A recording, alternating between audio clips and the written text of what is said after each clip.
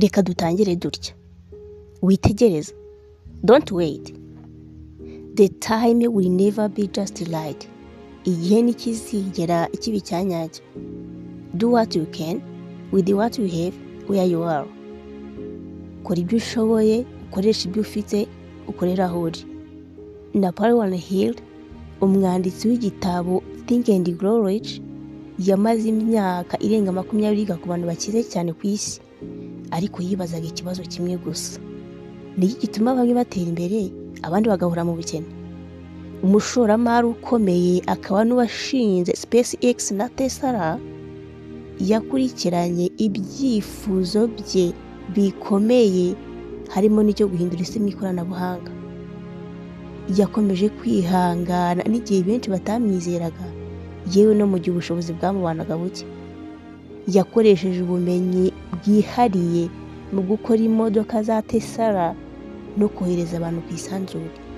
Uyu munsi ni urugero rw'ukuri rwiza rwerekana ko amahame ya Napoleon ashobora gukora mu gihe cya none. Reka twigarukire kuri Napoleon. Muri bwa bushakashatsi bwe mu bibazo yabonye akimara gukora ubwo bushakashatsi, yanditse amagambo akomeye agira ati: whatever the mind can conceive and believe it can achieve. Icyo ubwenge bwa muntu bushobora gutekereza bukacyemera, bushobora kukigeraho nta kabuza. Ibi bisobanuye ko ubukire butangirira mu ntekerezo zacu, budatangirira mu mufuka. Nagize ntibutangirira ku mafaranga, ku ngano y'amafaranga ufite, butangirira ku myumvire dufite. Napoleon Hill yakomeje agira ati: you are the master of your destiny. You can influence, direct and control your own environment. Uri umuyobozi w'ejo hawe heza, ushobora kugena aho ubuzima bwawe bugana.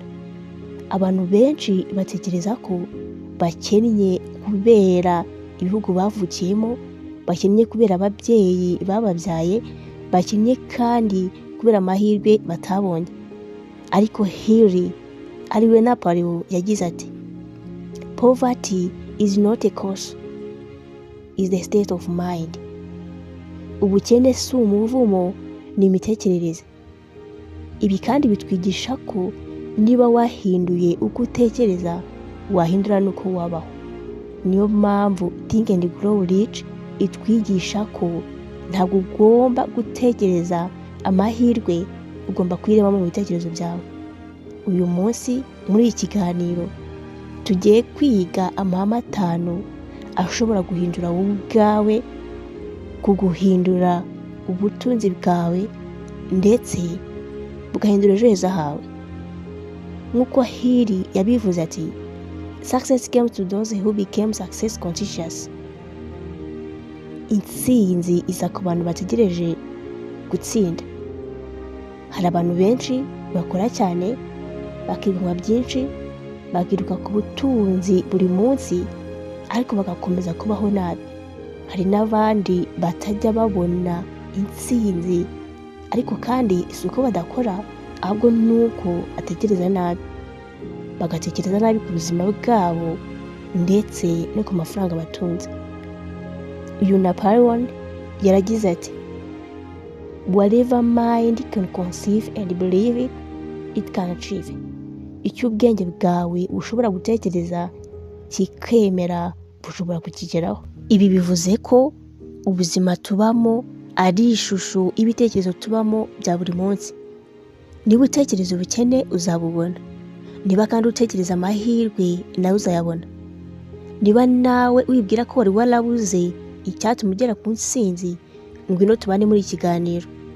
Ahubwo se nkubaze, witeguye kwihiringa ukishakamo igisubizo, ukaba wakora ibyo wajya kubona nk'inzozi mu buzima bwawe? Niba ari yego, ikaze. Kandi niba ari oya, wakwihangana rwose ugashaka ikindi kiganiro ureba, kuko iki kiganiro kigenewe abantu bonyine biteguye kwihiringa, bagakora iyo bwabaga, bagakora ibyo bari basanzwe batinya, bimwe babonaga nk'inzozi mu buzima bwabo. niba ari ubwa mbere ugeze kuri uyu muyoboro, icyo gukora urakizi. Ibuka gukanda subscribe, wibuke no gukanda ku nzogera kugira ngo uko tuba dushyiraho ikiganiro kijye kikugeraho mu ba mbere. Niba ngufasha mwumva nk'ibisanzwe, ikaba umugaragu y'ibyegeranyo n'inkuru zicukumbuye. Murakaza neza mu isi y'ibyegeranyo n'inkuru zicukumbuye bikoranye ubuhanga. Murakaza neza kuri Banga Official. Nk'ibisanzwe mugiye kubana nanjye Bayizere Colette. Tudatinze reka dutangire n'ihame rya mbere rivuga desire. Napoleon Hill yagize ati, desire is a starting point of every achievement. Ibyifuzo ni intangiriro ya buri ntsinzi. Ibi bisobanuye ko nta kintu na kimwe kigeze kigerwaho n'umuntu runaka atabanje kucyifuza. Abantu benshi bafite ibyifuzo byo kugira amafaranga, ibyifuzo byo kubaho neza, ibyifuzo byo gutsinda mu buzima bwabo. Ariko se ibyo ni ukwifuza bisanzwe rwose? Abashaka gutsinda bafite ibyifuzo birenze ibyo. Iyo icyifuzo cyawe ari gito n'ubwenge bwawe ntibubasha gukora cyane ngo buguhe ibyo ukeneye byose. Iyo icyifuzo cyawe ari kinini, ubwenge butekereza cyane bugashaka ibisubizo. Mu buzima busanzwe, kwifuza ni ukuvuga uti, ndashaka kubona akazi keza, ndashaka kugira aho mva naho nijyana. Ibi kandi bivuze ko wiyaturiraho ibintu byiza ukagira uti, nzabona akazi keza uko byagenda kose, nziga, nzashaka akazi, nzagerageza, sinzacika intege. Umwanditsi Napoleon Hill yagize ati, weak desires bring weak results, just as a small amount of fire makes a small amount of heat. Icyifuzo gito gitanga ibisubizo bike, nk'uko umuriro muke ubyara ubushyuhe buke. Niyo mpamvu abantu benshi bifuza ariko badahindura ubuzima bwabo, kuko bifuza bike cyane kandi bidafite imbaraga. Muri sosiyete yacu hari abantu bakora cyane bakabyuka kare ariko bagakomeza kubaho nabi.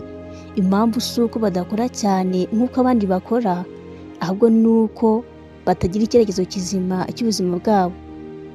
Bavuga bati, reka nkore ibyo mbonye.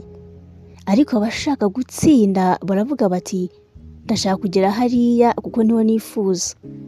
Napoleon Hill yagize ati, definiteness of purpose is the starting of point of all achievement.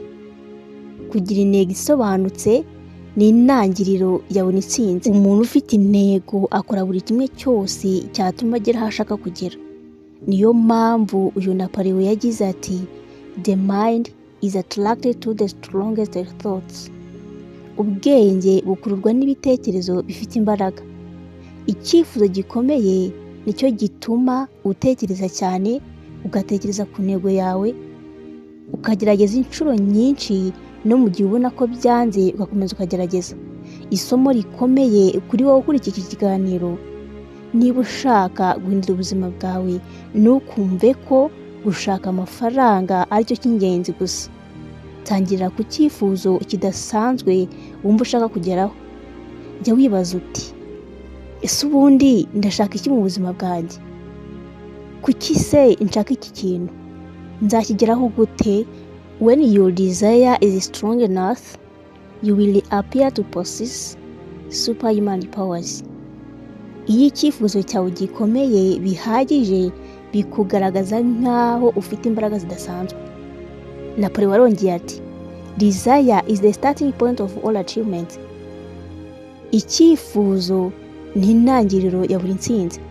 Abantu benshi bafite wishes, kwifuza, ariko abashaka gutsinda bafite desire. Kwifuza ni nko kugira uti, ndashaka kuba umukire. Ariko desire ni nko kugira uti, nzabigeraho uko byakagenda kose, ikiguzi bizansaba nzagikora ariko mbigereho. Abantu bakize ntibatandukanye n'abandi kubera amahirwe, batandukanye n'abandi kubera ukuntu bifuza bikomeye. Niba ushaka gutsinda ntukifuze gusa, ujye wifuza byinshi, wifuze kwifuza kwawe bigere n'aho bikugora kuryama. Kwifuza kwawe bituma utekereza nijoro no mu gihe abandi basinziriye. The man who wins is the man who thinks he can. Utsinda ni uwibwira ko ashoboye. Ibi bisobanuye ko icyifuzo gitangira mu kwiyemera wowe ubwawe. Nta muntu wigeze agera ku kintu runaka atabanje kwiyumvamo ko icyo kintu ashobora kukigeraho. Abantu benshi muri society bagira bati nabigeraho ariko se sinzi niba bizankundira. Ariko umuntu ufite burning desire aravuga ati nzabigeraho kandi nzagerageza uko bigenda kose mpaka mbigezeho. Burning desire ni amarangamutima, ni icyemezo, ni icyifuzo gikomeye. Si ukumva ushaka ikintu runaka, ni ugufata icyemezo cyo kutazemera kunanirwa. Abantu benshi batangira bizinesi, bagatangira kwiga, bagatangira imishinga runaka, ariko mu minsi mike ugasanga bahagaritse ibyo bakoraga bitewe n'ikintu runaka bumvise, bagacibwa intege n'ikintu runaka. Umuntu uzi aho ashaka kugera arakomeza aho abandi bahagarariye, akubakira ku gutsindwa kwabo, agahindura ikibazo amahirwe. Ese ubundi ni gute desire yubaka ejo hawe? Ni gute ibyifuzo byawe byagufasha kubaka ejo hawe? Ubundi iyo ufite icyifuzo gikomeye ku buzima bwawe bigutera kubyuka ufite impamvu. Wibuke neza, hari n'abandi rwose babyuka ukagira ngo nta mpamvu bafite yo kubyuka, ariko umuntu uzi aho ashaka kugera, ufite ibyifuzo, ufite indoto z'ubuzima bwe, abyuka afite impamvu. Bikagutera kutabaho gusa, bikagutera gukora ufite icyerekezo. Uyu Napoleon yongera aravuga ati your big break may came from a simple idea. Amahirwe yawe akomeye ashobora kuva ku gitekerezo gito. Isomo rikomeye. Ntukibaze uti ndashaka iki, ahubwo ibaze uti ni iki niteguye gutangira. Uyu mwanditsi yarongeye agira ati great achievement is born of sacrifice, not comfort. Intsinzi ikomoka ku kwitanga. Reka dukomeze n'ihame rya kabiri rivuga ukwizera. Mbere yuko dutangira, banza wumve iki kintu Napoleon yavuze. Faith is the visualization and belief entertainment of desire. Ukwizera ni ukubona mu bitekerezo ibyo wifuza no kubyemera mbere yuko ubibona. Abantu benshi bagira bati nzabyemera nabibonye, ariko abakire, abantu bose bumva ari aho bashaka kugera, bo bibwira ko bazabibona kuko babiharaniye ndetse n'ubu bakibiharanira kandi banabyiyemeje. Ukwizera ni ukwemera ko ejo hazaza hawe nubwo ubu bigaragara nk'ibidashoboka, ukemera ko ejo hazaza hawe hazaba ari heza. Iyo wizera uvugana n'imbaraga zawe, ukorana n'umwete, ntutinya gutsindwa. Ariko iyo utizera uhagarika ibyo wakoraga ukinjira mu bindi, ugacika intege, ukibwira ko bidashoboka. Ukwizera ni nk'ikiraro kiguha inzira yo kuva aho uri ukagera aho wifuza kugera. Umwanditsi wacu Napoleon Hill yagize ati faith is the state of mind which may be induced by autosuggestions. Ukwizera ni imitekerereze umuntu ashobora kwiyubakamo abinyujije mu byo yivugisha mu mutima we, mbese ibyo yibwira. Ibi bivuze ko ukwizera ni kuvuka ku mahirwe, kuvuga mu myitozo y'ibitekerezo byacu. Abantu benshi batangira kwizera ari uko babonye amafaranga, ari uko babonye akazi keza, ndetse ari n'uko babonye abantu babashyigikira mu byo bakora. Ukwizera kurabanza, ibisubizo bigakurikira. Ukwizera si ibyifuzo, ni imyitozo. Abantu benshi batekereza ko kwizera ari ukumva umeze neza, ariko ntekereza ko igisubizo atari yego. Kugumya kwibwira ko bishoboka n'igihe ibintu byose bisa naho bihabanye n'ibyo wibwiraga, niko kwizera kwa nyako. Ukwizera ni imyitozo nk'iyo ukora nk'indi yose ya buri munsi. Uko utekereza ku ntego yawe ya buri munsi, uko wivuga kuzabigeraho uko byakagenda kose, uko ubibona mu ntekerezo zawe, uko ubikora kenshi, niko ukwizera kwawe gukura. Faith acts as a bridge between desire and its realization.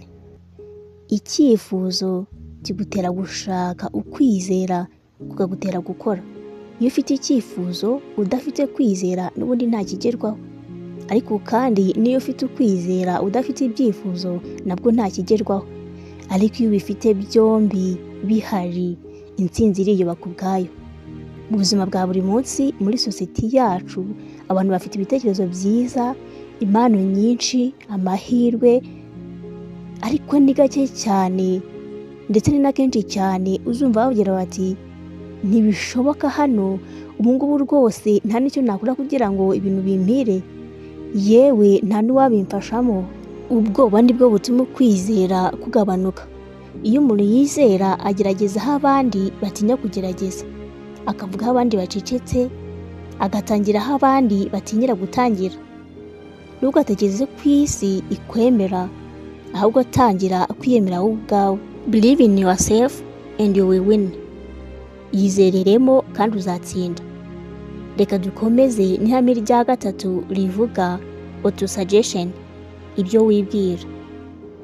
Uyu mugabo akaba n'umwanditsi Think and Grow Rich yagize ati, you became what you think about most. Uhinduka icyo utekerezaho cyane. Iyo uvuga uti ndi umukene, uzarushaho gukena. Iyo wibwira uti ndi umuntu wubaka ejo hanjye heza, nta kabuza rwose ejo hawe heza harahinduka, ugahinduka umuntu ukomeye. Ijwi wiganiriza mu mutima wawe niryo ryubaka ejo hawe. Buri munsi ubwira ubwenge bwawe ibyo wifuza, icyo ushaka kuba, ibyo wemera kuri wowe. Yongeye kandi aravuga ati, subconscious mind acts fast on dominating thought feed to it. Ibi bivuze ko ubwenge bwawe butitondera niba igitekerezo ari cyiza cyangwa kibi, bukurikiza gusa icyo wabusubiriyemo kenshi gashoboka.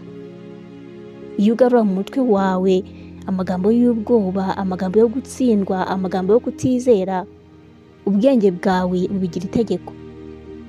Autosuggestion ni uburyo bwo kwiyandikaho ejo hawe heza, ukiyaturiraho ibintu byiza.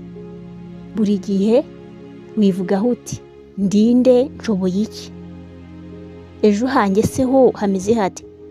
Ibyo wivugira mu mutima wawe bihinduka imyumvire yawe, imyumvire yawe ikabyara imyitwarire, hanyuma imyitwarire ikabyara ibisubizo. Napoleon Hill mu ijambo rye rito cyane kandi rikomeye yagize ati, thoughts are things. Ibitekerezo ni ikintu gikomeye. Ni ukuvuga ko ibitekerezo byawe bigira ingaruka nyazo ku buzima bwawe. None se ni ubuhe buryo autosuggestion ikorera muri sosiyete yacu? Abantu benshi mu Rwanda ndetse n'ahandi baribwira bati, nabyo nabasha, ntabwo ndi umunyamahirwe, ibi ni iby'abandi. Ibi byose tutagiye kure cyane rwose ni autosuggestion mbi cyane kuri wowe, kabone nubwo utabyizera 100%. Iyo ubisubiyemo kenshi, ubwenge bwawe bubigira akamenyero. Ariko umuntu ushaka kugera ku nzozi ze ahoza mu bwenge bwe ati, ndimo kwiga, ndi umuntu wo gutera imbere, nicyo naremewe kandi nzagera kure. Ibi ni auto-suggestion nziza cyane ku muntu ushaka kugira aho ava n'aho agera. Ahubwo se ubundi wakwibaza ngo kuki bikomeye cyane? Ubundi icyo usabwa kumenya ni ukuri igiteranyo cy'ibitekerezo byose byiganje muri wowe. Niba ibitekerezo byawe ahanini byiganjemo iby'ubwoba, nta kabuza uzabaho mu bwoba. Niba ari iby'icyizere, ntuzatinda gutera imbere. Niyo mpamvu guhindura ibyo wivugaho bingana no guhindura ubuzima bwawe. Isomo ryagufasha muri ubu buzima: ntukemere ko abandi bakuvugira ibihe bikuvugira, amateka akuvugira. Jya uba wowe ubwawe, wihitiremo icyo wivugaho kandi wikuremo ikintu cyitwa ubwoba. The man is the master of his own mind.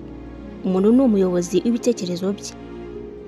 Tudatinze cyane, reka dukomereze ku ihame rya 4, ubumenyi bwihariye, specialization knowledge. Uyu mugabo atangira atubwira ati, knowledge is a power only when it is organized and directed. Ubumenyi bugira imbaraga iyo bufite icyerekezo kizima. Abantu benshi bagira diplome, ariko ntibafite ubumenyi bwabazanira amafaranga bumva bifuza. Biga ibyo bazakoresha, bakiga ibibazo by'abantu n'uko babikemura. Ntibiga gusa kugira impapuro cyangwa diplome, biga kugira ngo bagire ubushobozi bwo kwibeshaho, kubeshaho abandi ntawe bahutaje. Knowledge will not attract money unless it is organized and intelligently directed. Ubumenyi ntibuzana amafaranga keretse gusa igihe bufite icyerekezo kandi bukoreshejwe neza. Ibisobanuye ko atari ubumenyi bwinshi bugutunga, ahubwo ari ubumenyi bukemura ibibazo runaka. Isi ntihemba umuntu uzi byinshi, ihemba umuntu ufasha benshi. Itandukaniro riri hagati yo kumenya no kugira agaciro. Hari abantu bize byinshi, bafite impamyabumenyi, bavuga neza, ariko bakabaho nabi. Impamvu ni iyihe? Impamvu ni uko bamenye byinshi ariko ntibazi ibyo abakene bakeneye, ibyo abantu muri rusange bakeneye. Ubumenyi bufite agaciro ni ubumenyi bwo gukemura ibibazo, ubumenyi bwo kongerera agaciro umuntu cyangwa ikintu runaka, ubumenyi bwo gutuma ibintu bikorwa neza kandi ku gihe. Muri sosiyete yacu, abantu benshi bategereje akazi, kandi koko nibyo bize neza kandi bafite na diplome. Bizera ko hari uzabaha akazi, bityo bakabona umushahara, kandi koko nibyo, nta wiga adashaka iterambere.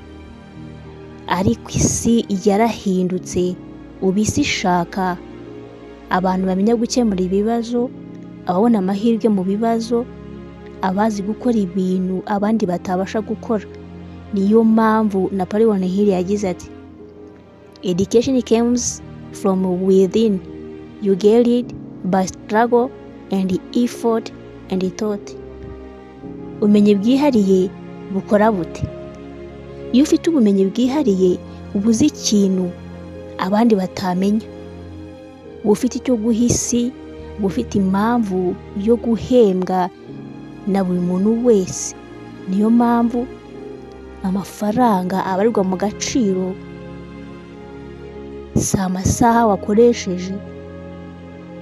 Ntukibaze uti nabona hehe akazi, ahubwo ibaze uti niki nshobora kwiga cyafasha abandi. Amahirwe akenshi yisha mu bibazo. Uwitegereza ibibazo neza abonamo ubumenyi kandi akabukuramo amahirwe akomeye. Tudatinze, reka dukomereze ku ihame rya nyuma tugiye gusoza ikiganiro cyacu, ari ryo kwihangana no gufata ibyemezo, persistence. Napoleon Hill yagize ati, most people fail because they quit too soon. Abantu benshi batsindwa kuko bahagaritse ibyo bendaga gukora mu gihe hari hakiri kare.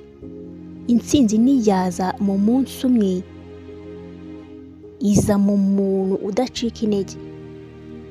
Iyo wabyanze ugakomeza, bigoranye ugakomeza, baguha amafaranga make adahagije ugakomeza. Kwihangana nicyo gitandukanya utsinzwe n'uwatsinze. Impano ishobora kugutandukanya n'abandi, ubwenge bushobora kugutandukanya n'abandi, ariko kwihangana niko kugira agaciro nyakuri. Abantu benshi batsindwa atari uko badashoboye, ahubwo batsindwa kuko bahagaritse ibyo bari gukora mu kanya gato, mbese batongeye ngo bagerageze. Kwihangana si ugukomeza ibyo wakoraga gusa, ni ugukomeza ufite icyerekezo, kuko hari abantu benshi bakora ibintu bimwe kandi buri munsi, ariko n'ubundi ntibatere imbere. Kwihangana nyako si ugusubira mu kintu kimwe, ni ugusubira mu kintu kimwe ariko kandi ufite kwizera ko kizatanga umusaruro. Those who have cultivated the habit of persistence seem to enjoy insurance against failure. Abamenyereye kwihangana bameze nk'abafite ubwishingizi bwo kudatsindwa. Impamvu abantu benshi bahagarika ibyo bakoraga mu mibereho yabo ya buri munsi, ni uko umuntu agerageza gukora ariko igihe kiragera akananirwa, agacika intege, agahindura inzira. Uwihangana abona gutsindwa nk'amasomo akomeye. Utagira kwihangana abona gutsindwa nk'imperuka ku buzima bwe. Nzakomeza nubwo ntarasobanukirwa nuko bizagenda. Iri ngiri ni ijambo buri muntu wese yagombye kwibwira mu mutima we. Isomo ryagufasha nanone mu buzima bwawe. Ntugahagarare gukora ibyo urimo kubera amagambo y'abantu, kubera gutsindwa inshuro nyinshi cyangwa se ku nshuro ya mbere, cyangwa se ngo uhagarare gutsinda, ngo uhagarare gukora ibyo wari uri gukora bitewe no kutabona ibisubizo byihuse. Persistence is the direct result of habit. Iyo witoje guhagarika ibyo wakoraga, uba witoje gutsindwa nta kabuza. Mu buzima bwawe gerageza kwibuka ibi, nubwo ibindi byose twavuze wawe utabyumvise. Gerageza ubike ibi nk'intwaro y'ubuzima bwawe. Niba uhinduye ibyo wifuza, uhindure n'ibyo wemera. Uhindure ibyo wivugaho, uhindure ibyo wiga, uhindure uko wihangana, ubundi ubuzima bwawe nabwo buzahinduka. Set your mind on a definite goal and observe how quickly the world stands aside to let you pass. Shyira intekerezo zawe ku ntego zawe, urebe uko iyi si igufungurira inzira yo gutambuka. Ubuzima bwacu ntibubanzirizwa n'amahirwe, bubanzirizwa n'imitekerereze yacu dufite. Nitubaho uko twifuza, tubaho uko dutekereza kandi twemera. Iyo umuntu afite ibyifuzo bikomeye, ukwizera kudacika intege, imvugo nziza yubaka, ubumenyi bufite icyerekezo no kwihangana, nta kintu na kimwe cyamubera imbogamizi. Ku bwanjye, Think and Grow Rich si igitabo cyo gushaka amafaranga gusa, ni igitabo cyo kubyutsa imbaraga ziri muri njyewe, kikaba igitabo cyo kubyutsa imbaraga ziri muri wowe no kukwereka ko ari wowe ufite urufunguzo rw'ejo hazaza hawe. Gutekereza gusa ntibihagije, kwifuza gusa nabyo ntibihagije. Ugomba gufata ibyemezo byo guhindura ubuzima bwawe. The starting point of all achievement is desire. Intangiriro ya buri ntsinzi ni icyifuzo. Your big opportunity may be right where you are now. Amahirwe yawe akomeye ashobora kuba aho uri ubu. Ntugomba gutegereza kujya mu bindi bihugu, kugira amafaranga menshi, kugira abantu bagufasha. Ugomba guhindura imitekerereze yawe. You became what you think about most. Uhinduka icyo utekereza cyane mu buzima bwawe. Niba utekereza gutsinda, uzatsinda. Niba utekereza gutsindwa, n'ubundi uzatsindwa. Niba kandi utekereza amahirwe, uzayabona. Uyu munsi hitamo guhindura uko utekereza kugira ngo uhindure uko ubaho. Ibyo twize byose bidusigiye ukuri kumwe gukomeye gusa. Ubuzima bwawe si impanuka, ni umusaruro w'ibitekerezo byawe, amahitamo yawe n'imyitwarire yawe. You are the master of your destiny. Uri umuyobozi w'ejo hawe. Icyifuzo cyawe kigena aho wifuza kugera. Ukwizera kwawe kugena niba uzatangira urugendo. Auto-suggestion igena uko wiyubaka buri munsi. Ubumenyi bwihariye bugena agaciro kawe ku isoko ry'umurimo. Kwihangana kugena niba uzagera ku ntego. Success comes to those who became success conscious. Intsinzi iza ku bantu bategereje gutsinda gusa. Niba wibwira ko uri muto, uzabaho nk'umuto koko. Niba wibwira kandi ko ushoboye, uzakora ibishoboka kandi ubundi ushobore. Uyu munsi ntusabwe kuba umukire ako kanya, usabwe guhindura uko utekereza. Kuko nk'uko Napoleon yabivuze ati, thoughts are things. Iyo uhinduye ibitekerezo byawe, uhindura imyanzuro yawe, ugahindura ibikorwa byawe, ibyo byose bigahindura ejo hawe. Niba hari isomo rimwe wakuyemo, waridusangize. Kandi niba nta naryo, nagufasha kugira ibyo ukuramo. Ntugategereze amahirwe yaremeye mu bitekerezo byawe. Uyakurikize nk'ibikorwa byawe bya buri munsi, uyafatanye no kwihangana kwawe. Believe and act, and also the rich will flow. Tekereza, wizere, hanyuma ukore, hanyuma n'ubukire buzakurikira. Wakoze cyane kubana natwe, ndagushimiye.